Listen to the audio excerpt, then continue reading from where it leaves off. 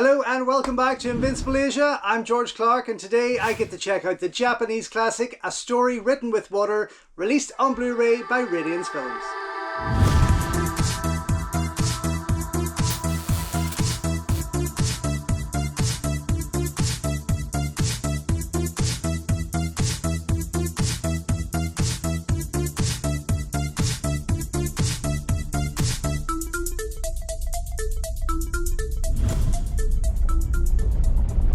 Don't forget folks, before we go any further, if you haven't already, please subscribe to the channel, like the video, ring the bell and all that jibber jabber, and thank you very much for supporting Invincible Asia.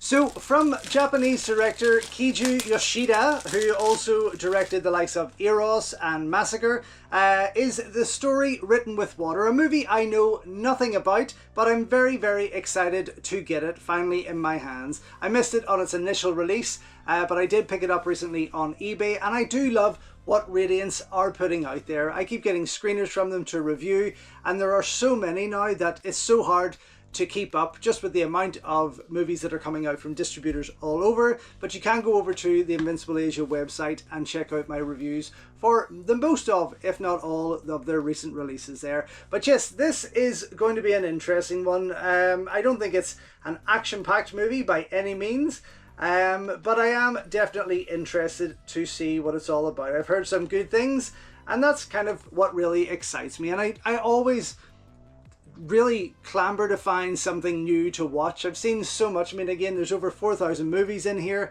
and it's hard to find something I haven't laid my eyes on before. Thankfully with Radiance, you're getting so many rare Japanese titles that fall into that category, which is just fabulous. But yes, A Story Written with Water. Not too sure what to expect, but in terms of who's involved, I am pretty excited in that respects. In terms of extra features, we get a new interview with star Mariko Okada, an archival interview with Yoshida himself, new interview with scholar Jennifer Coates, plus a booklet with new writings by Alexander Jacobi. Reversible sleeve, and of course it is single pressed to 3,000 copies only, which is probably why it was a wee bit harder to find. But yeah, looks pretty cool, very nice, beautifully put together as always. And of course we have got that obi strip in there. So I'll quickly open this up, and a very modest looking piece inside, very simple on the artwork, and of course you have the book over here. And I will pop that cover out, and that obi strip, of course, which again is optional if you want to keep it or not. But yeah, very plain looking artwork there, nothing too attractive about it. And then when you flip it round to the original Japanese piece, it's a wee bit more intriguing, let's just say. And I might pop that one back in there because it's definitely somewhat more appealing than that newer designed art. Sorry to say. And plus I do love the old Japanese poster art for this classic cinema. It is just incredible. I'm going to slide that book out first before I pop that obi strip back in, and that's the only awkward part about it, is trying to match that obi strip right back up into the spine. But yes, looks like a black and white piece, which is nice. I do love my black and white cinema, and you can see on the back here another shot from the movie. But let me run through this and share with you what's inside. But yeah, not too sure what to expect, but that is a great thing.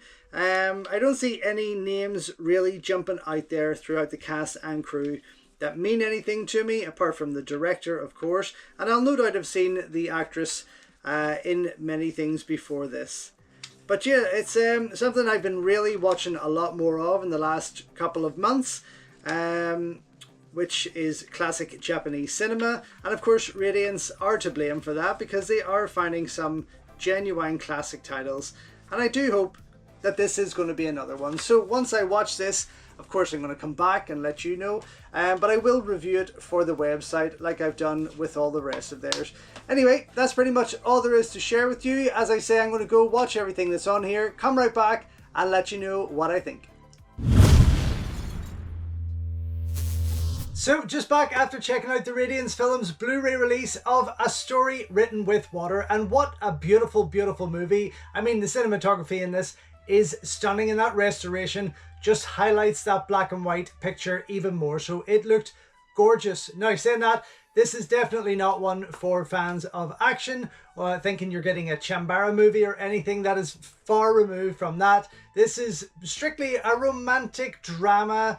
To some degree, there's a bit of incest in there, which is this guy is torn between the love of his mother and his lady, of course. Now, it's not done distastefully, but you get the idea that that is what's going on there. Still, I mean, it was quite a lengthy piece, but it kept me gripped for the most part, and a lot of that was down to the incredible acting and also, as I say, that stunning cinematography that is available there. The extra features, you have a brief 3-minute interview with director Kiju Yoshida. This is an archival piece.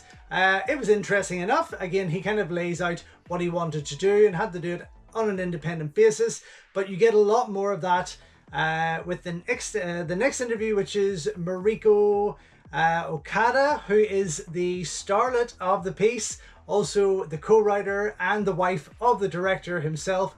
And her interview runs, again, it's an archival piece, but it runs a wee bit longer, probably around 12 minutes or so. But this was fascinating. She seems like such a wonderful woman.